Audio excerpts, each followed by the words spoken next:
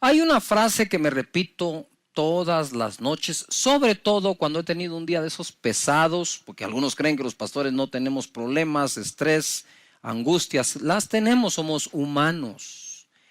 Y aparte de la carga de las demás personas, pues también llevamos la nuestra y traemos todo eso a los pies de Jesús. Pero esa es la frase con la que me duermo. Mañana será otro día. Bástale a cada día su propio mal. ¿Verdad? Y como digo yo siempre, ya cuando llega ese momento, digo yo, y este muñeco se mete en su estuche para amanecer con nueva misericordia al día siguiente. ¿Qué tal si le damos un vistazo al futuro? Les he leído este salmo varias veces. Quiero que me aguanten, por favor, porque es bueno repasarlo y es solo para poderme introducir a lo que viene. El Salmo 23 es un salmo progresivo. Si cumples con la primera línea, se cumplirá la segunda, se cumplirá la tercera y así sucesivamente hasta terminarlo. Dice la escritura, Jehová es mi pastor, a ver todos, eso es, nada me faltará. El que cree que Dios es su pastor, cree que no le falta nada. Entonces sigue el siguiente verso, en lugares de delicados pastos me hará descansar. No descansa el que no confía que Dios provee. Descansa el que sabe que Dios provee. Eso se aplica al día domingo cuando descansamos y buscamos al Señor.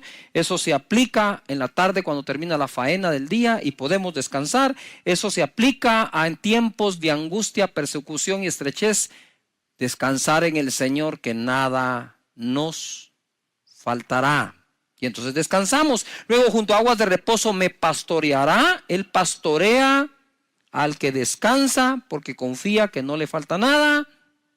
Confortará mi alma, Él conforta el alma de aquel a quien puede pastorear porque toma tiempo de descansar debido a que cree que nada le faltará. Después dice, me guiará por sendas de justicia por amor de su nombre. Es mucho más fácil oír las instrucciones de cómo ser guiado por Dios cuando estamos siendo confortados, porque somos pastoreados, porque estamos descansando, porque confiamos que no nos falta nada. Aunque dice, me guiará por sendas de justicia por amor de su nombre, aunque ande en valle de sombras de muerte, no temeré mal alguno, porque tú estarás conmigo. De nuevo es progresivo. Cuando ya somos pastoreados porque descansamos, porque confiamos, Él nos guía por senda de justicia. Y si atravesamos un valle de sombra de muerte, no temeremos mal alguno, porque Él está con nosotros. Tu vara y tu cayado nos infundirán aliento. Aderezas mesa delante de mí en presencia de mis angustiadores. Unges mi cabeza con aceite, mi copa está rebosando. Ciertamente el bien y la misericordia me seguirán todos los días de mi vida, y en la casa de Jehová moraré por largos días. Progresivo, todo en futuro. Lo que David hacía era echarle un vistazo al futuro, ojo, basado en la fe y confianza que le tenía a Dios. Tú puedes imaginar un futuro de acuerdo a la confianza que en Dios tienes. No me va a faltar. La escritura no dice, Jehová es mi pastor, nada me faltará mientras tenga trabajo, me den aumento, el salario alcance. Entonces, ¿en qué quedamos? Nada nos faltará porque Él es nuestro pastor. Punto.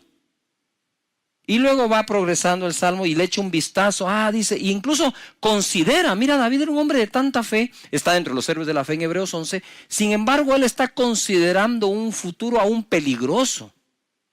Y se está anticipando a ese futuro con un buen vistazo diciendo, aún si yo pueda caminar en un valle de muerte, no temeré mal alguno, porque tu vara y tu cayado me infundirán, ¿qué?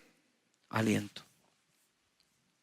Aún si yo camino ahí, Dios estará con nosotros. La fe, dice la escritura, es por el oír, y el oír por la palabra de Dios. Nosotros decidimos enfrentar lo que estamos viviendo con fe, decidimos enfrentarlo con pesimismo, optimismo, con buen ánimo, con unidad familiar, solos. Esas son decisiones que nosotros vamos tomando. Pero definitivamente el oído es vital. El oído es vital. Por aquí se contagia uno de miedo, temor, duda, angustia, ansiedad. Por aquí. Por eso dice la escritura, las malas conversaciones corrompen buenas costumbres. En Mateo capítulo 13, verso 18, hoy me voy a ir a lo básico. Ya saben que Eso es lo que me agrada y creo que es fruto de la oración de pedirle a Dios, Señor, dame una palabra para la vida de cada persona, para que cuando salgan de su casa o regresen tengan algo que practicar de tu palabra.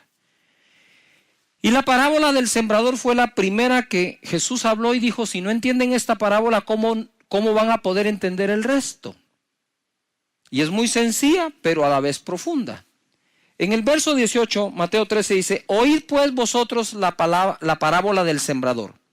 Cuando alguno oye la palabra del reino y no la entiende, viene el malo y arrebata lo que fue sembrado en su corazón. Este es el que fue sembrado junto al camino. Cuando hablamos de que la palabra fue sembrada junto al camino, dice la parábola, que vienen las aves del cielo y roban la semilla o la palabra. Y entonces él explica acá. Lo que ocurre, la interpretación de esto es que cuando alguien no le entiende, entonces viene el malo y la arrebata. Orando por todos ustedes y por su servidor, obviamente, aquí en esta escritura me encuentro que la palabra de no entender la escritura, ahí hay un truco escondido que el enemigo puede aprovechar. Tener la esencia de lo que se nos enseña es tener entendimiento de lo que estamos aprendiendo. Y el original dice, es poner dos combatientes hostiles juntos. Alguien va a ganar. Entonces está la capacidad de entender de acuerdo a lo que Dios quiere decir. Y cuando dice no entender o no la entendemos, no se refiere que no entendiste nada, sino que entendiste mal.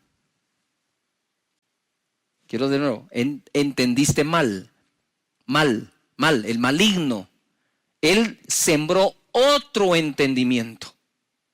Y es así como se roba la palabra o el entendimiento de lo que venía de parte de Dios para tu vida.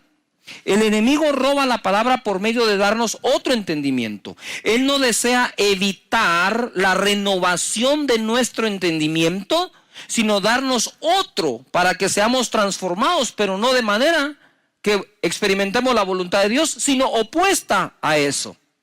Eso es lo que el enemigo va a tratar de hacer. Por lo tanto, tenemos que cuidar cómo escuchamos y cómo entendemos la palabra del Señor. Por ejemplo, la Biblia dice que la voluntad de Dios es buena, agradable y perfecta. Eso viene por la renovación de nuestro entendimiento para experimentar esa voluntad buena, agradable y perfecta. Entonces la gente viene y dice, no, es que lo que me pasa. Y entonces no tienes el entendimiento que las Escrituras te ofrecen, sino el entendimiento que alguien más te está ofreciendo. Dios es bueno, Dios tiene misericordia todos los días de nuestra vida. Entonces en la parábola lo que tenemos que evitar primero es que entendamos de una forma equivocada lo que el Señor nos quiere decir y bendecir. Persecución por lo que crees. 20, verso 20.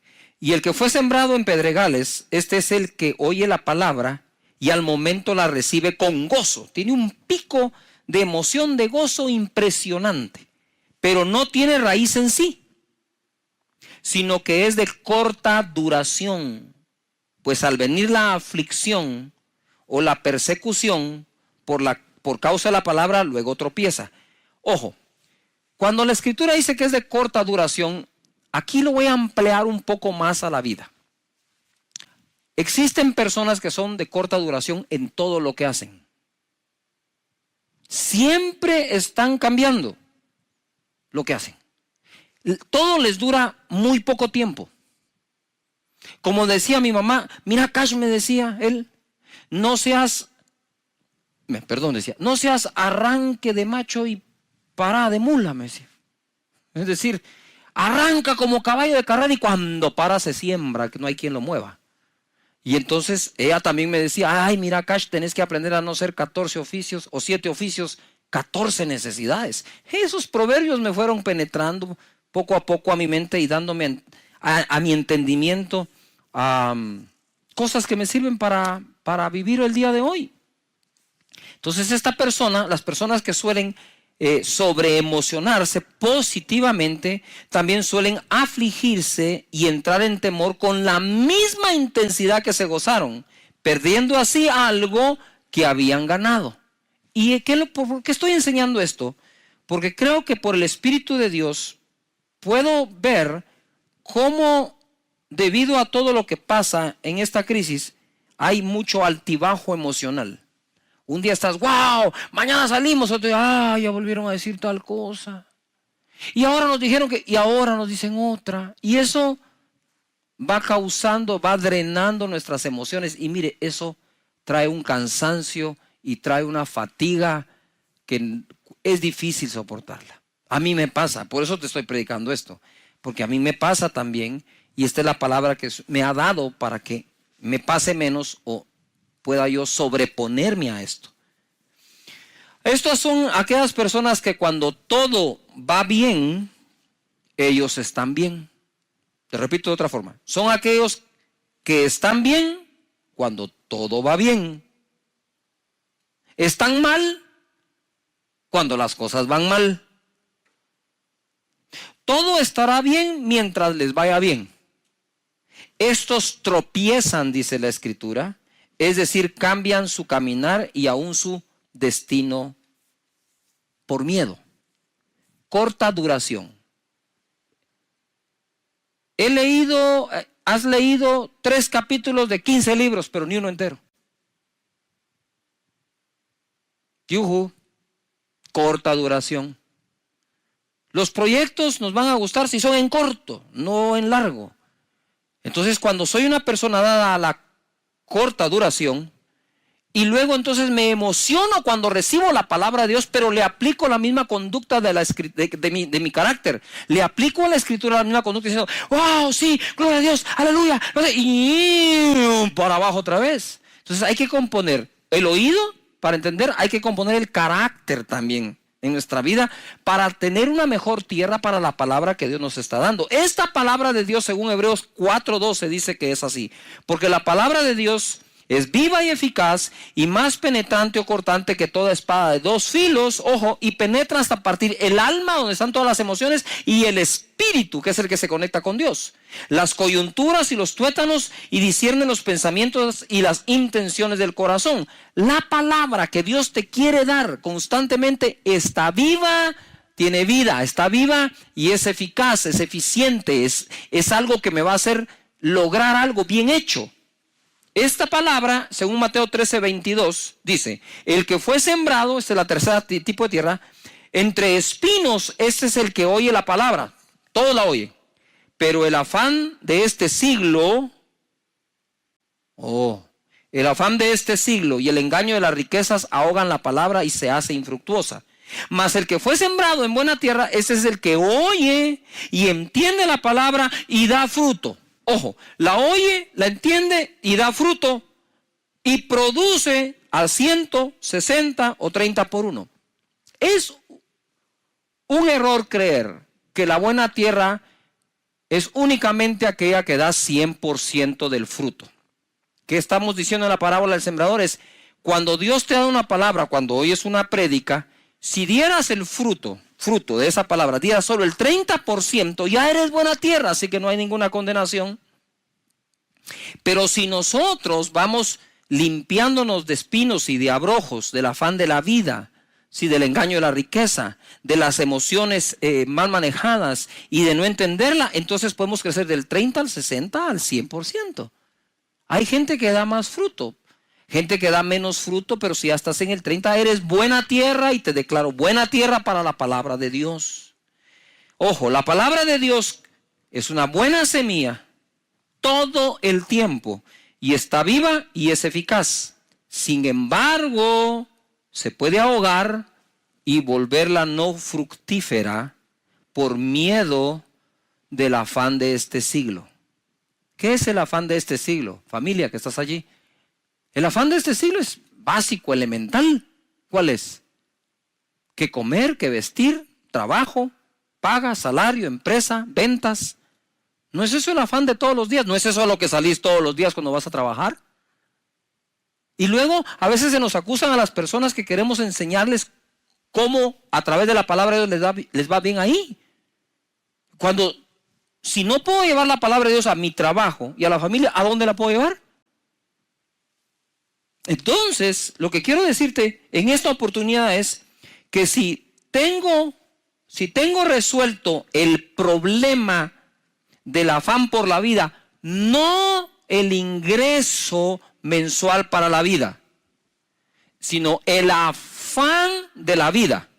Porque la palabra no dice que la palabra sembrada en ti se ahoga por un bajo salario, o por mucho salario, o por mucho ingreso, poco ingreso. Dice aquí, se ahoga, la palabra que está viva se ahoga, es decir, se hunde hasta que queda sin respiración y muere. Eso se ahoga si yo tengo afán por la vida. Entonces, de lo primero que tengo que aprender en las Escrituras para poder dar fruto de toda palabra que me siembran es que no me debo afanar por la vida. Eso no quiere decir que eres un irresponsable, sino que en donde trabajas confiando que si eso no alcanza, de eso no depende Dios para que Él te bendiga, sino de tu fe, de cómo le crees al Señor. Me mandó un chat un amigo que normalmente me está dando palabras de ánimo, me envía palabras de ánimo, pero esta vez me dice: pastor, gracias por su palabra cuando empezó y cuando enseñó que nada me faltará. Cuando nos dijeron que teníamos cuarentena y encima de eso un toque de queda de 12 horas, me agarró sin ahorro, sin efectivo y la refrigeradora vacía. Me sentí morir. Sin embargo, le creí a Dios y no me ha faltado nada. De nada. Tocan a su puerta, gente que no lo conoce, gente que no sabe por qué está pasando. Dicen: mire, sentimos los vecinos traerle esto, aquí está. ¡Wow! ¿Cómo lo saben? Dios hablando a las personas. Entonces, si nosotros logramos quitar el afán de la vida, quitamos lo que ahoga la buena semilla de Dios, y aquellos que en Él confían siempre son las personas que más crecen en el Señor, porque no hay nada que ahogue la palabra. En Romanos capítulo 8, verso 31, hay un verso, este verso a mí me parte el corazón, porque es el amor de Dios expresado de una manera inmensa. Si Dios nos da lo más grande, ¿no nos dará lo demás? Es una pregunta, ¿no nos dará lo demás? ¿Quién pues, dice, en el verso 31, ¿qué pues diremos a esto? Si Dios es por nosotros, ¿quién contra nosotros? Uy, ese verso lo repetimos a cada rato, sobre todo cuando estamos en angustia. Si Dios por nosotros, ¿quién contra nosotros? El que no escatimó ni a su propio Hijo, sino que lo entregó por todos nosotros, ¿cómo no nos dará también con Él todas las cosas? Tenía yo en mi casa, cuando estábamos recién casados con Sonia, he contado esto. Estaba en mi casa, estaban mis vecinos de frente, amigos, y los de lado, y había un perro callejero, pero así se llamaba, no quiero hacer alusión a nadie, Bobby. Y Bobby era un perro de fe, digo yo, porque cuando hacía frío, el perro escogía bajo qué motor de carro dormir, y siempre escogía el que recién acababa de llegar porque está calientito. Entonces Bobby dormía en la casa de nosotros, en la de frente, en el lado. Pero Bobby, a diferencia de otras mascotas que comen una vez al día, Bobby comía 3 veces al día, porque lo alimentábamos nosotros, los vecinos de enfrente y los de lado. Lo más divertido es que cuando llegaba el tiempo de la vacunación, si no nos comunicábamos entre los 3, lo vacunábamos nosotros, los de enfrente y los de lado. ¿No tenía casa o tenía 3? No trabajaba. Y un día yo voy saliendo a la calle cargado, afanado, para ir a conseguir el sustento del día, del mes. Y Bobby está parado frente a mi casa. Yo me hacía para acá, el perro se hacía para allá, como que el perro no me quería dejar salir. Y decía: pero Bobby, hacete a un lado. Y hasta que oí la voz de Dios, me dijo: si le doy de comer a Bobby, ¿no te voy a dar de comer a ti? Yo empecé a llorar. Dije: Señor, perdóname por esta falta de confianza. Si cuido a Bobby y aún para que lo vacunen, ¿no te tendré sano y saludable a ti? Y eso es lo que Dios te dice hoy. Nosotros podemos. Quiero leer texto en Hebreos capítulo 11 en adelante, y le titulé yo aquí: si ellos pudieron, podremos nosotros. Dice el verso 1: es pues la fe La certeza de lo que se espera, la convicción de lo que no se ve. Porque por ella alcanzaron buen testimonio los antiguos. Por la fe entendemos haber sido constituido el universo por la palabra de Dios, de modo que lo que se ve fue hecho de lo que no se veía. Y ahora les voy a dar un listado. Y ustedes lo revisan en casa, lo estudian con toda su familia, esto va a estar muy bonito. Verso 4, por la fe Abel ofreció a Dios más excelente sacrificio que Caín. Paréntesis, ustedes saben que la primera obra de fe que registra la Biblia entera fue la ofrenda de Abel.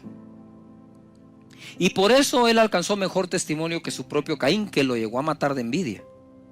5, por la fe Enoc fue traspuesto para no ver muerte.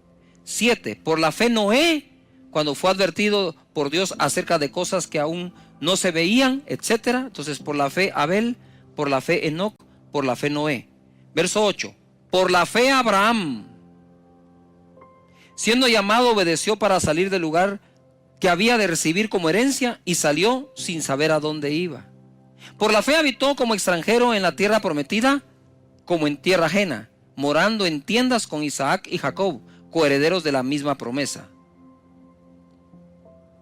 Por la fe, verso 11, Sara concibió siendo estéril.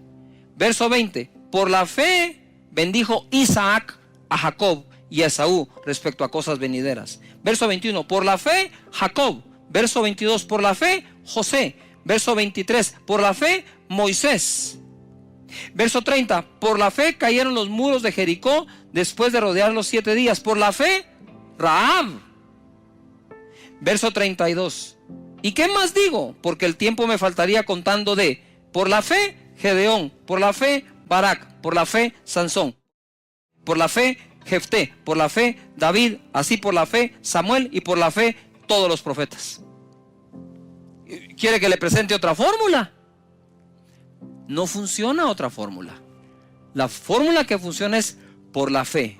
Y por la fe Esteban, y por la fe Raúl, y por la fe Andrea, y por la fe María, y por la fe tú.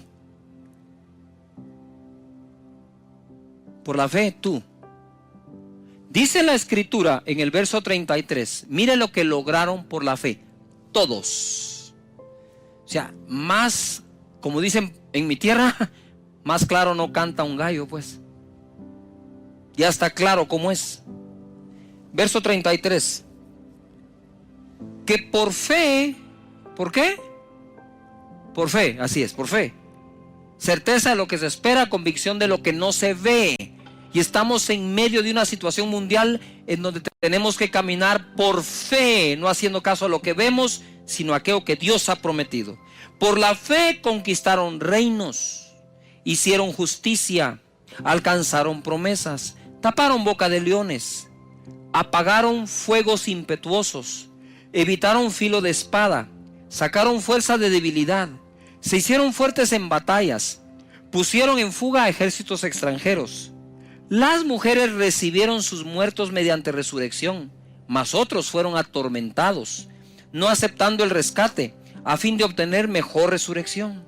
36. Otros experimentaron vituperios y azotes, y a más de esto, prisiones y cárceles. Fueron apedreados, aserrados, puestos a prueba, muertos a filo de espada. Anduvieron de acá para allá, cubiertos de pieles de ovejas y de cabras, pobres, angustiados, maltratados. 38. De los cuales el mundo no era digno. Y cuando tú ves la cantidad de personas que están acá, ninguno de ellos fue perfecto.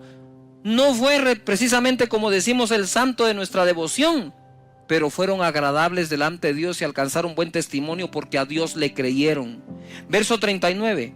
Y todos estos, aunque alcanzaron buen testimonio y el mundo no era digno de ellos, mediante la fe no recibieron en aquel entonces lo prometido para que una cosa se cumpla, proveyendo Dios alguna cosa mejor para nosotros, para que no fuesen ellos perfeccionados aparte de nosotros. Por la fe, por la fe, por la fe. Y ahora quiero terminar en este momento con algo que me impresionó. Si Dios pregunta, debemos responderle. Y en Mateo capítulo 6, verso 28, dice: ¿por qué os afanáis? ¿Por qué os afanáis? ¿Acaso tú no vales más que las aves y eres mejor que un lirio? ¿Por qué os afanáis? Y en este momento, cuando yo estaba leyendo esto, en mi casa, preparándolo, empecé a llorar, porque la pregunta se la hace a todos y me la ha hecho a mí. ¿Por qué te afanas? Porque me hace falta, porque hay un terror afuera, porque hay una peste, porque hay una pandemia, porque hay una enfermedad, porque hay un virus. Y cuando yo leo esto, la primera sensación que tuve fue no contestarle a Dios, o no tengo respuesta. Y el Espíritu Santo me dijo: quiero oír sus respuestas. Cuando te digo ¿por qué te afanas?, te lo estoy preguntando. Quiero saber qué es lo que te provoca. Yo pienso que es un buen momento para decirle a Dios: Señor, soy sincero contigo, estoy afanado, tengo miedo, tengo temor, tengo incertidumbre, estoy lleno de ansiedad. Dios no quiere esas personas que presumen no tenerlo. Él quiere gente sincera que le diga: sí, estoy muy afectado, Señor, por lo que está pasando. Estoy hasta confundido. Está bien, háblalo, decilo. Es tu Padre. Él no regaña, Él enseña. Él no te va a regañar: no deberías de estar afanado, no miras que cómo soy de bueno. No, pero lo puse así en letra grande. ¿Por qué os afanáis? Más adelante dice: no se afanen diciendo.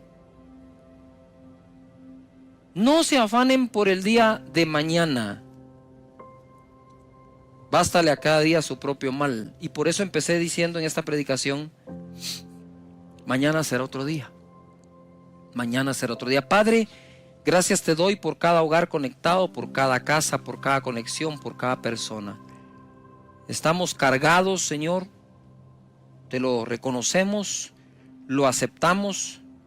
Pero también tú dijiste que le esté cargado y trabajado, que venga a ti, que tú lo harás descansar. Señor, la unción que estoy sintiendo aquí, fuertísima sobre mis hombros y espalda, que pudra todo yugo en este momento. Si tú estás en casa, extiende tu mano al dispositivo, a la televisión, donde quiera que estés, extiende tu mano. Hay una unción fluyendo en este momento hacia ti que va a podrir todo yugo, toda preocupación, todo afán, toda angustia, toda incertidumbre. En el nombre poderoso de Jesús ordeno que todo eso se largue ahora mismo de la vida de las personas que están conectadas acá. En el nombre de Jesús. Y que cada uno lleve este mensaje a otra persona que lo nota preocupado. En Cristo Jesús sean libres de esto. Y tú que quieres recibir a Jesús en tu corazón, repite conmigo en voz alta en tu casa, ahí con todos: Señor Jesús, yo te doy gracias por haber muerto por mí, por perdonar mis pecados, por lavarme con tu sangre. Te entrego mi vida, te abro mi corazón. Perdona mis pecados, dame la vida eterna. Yo creo que desde hoy soy una nueva persona y mi nombre fue escrito en los cielos.